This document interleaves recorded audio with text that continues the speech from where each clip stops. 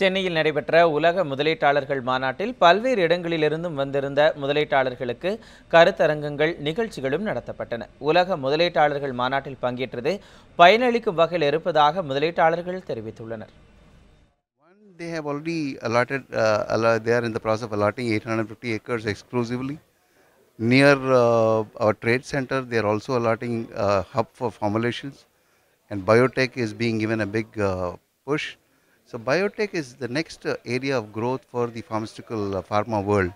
And I think 50% of the drugs which are going to be converted from API, chemical synthesis, to biopharmaceuticals will need a lot of support from the government. And the government is in the right way doing it.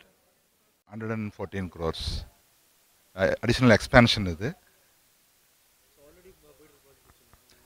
Already நாங்கள் வந்து கார்மெண்டிங்கில் இருக்கோம். Spinning, knitting, printing, embroidery, garmenting and windmill and solar projects எல்லாமே already எங்களுக்கு இருக்குது.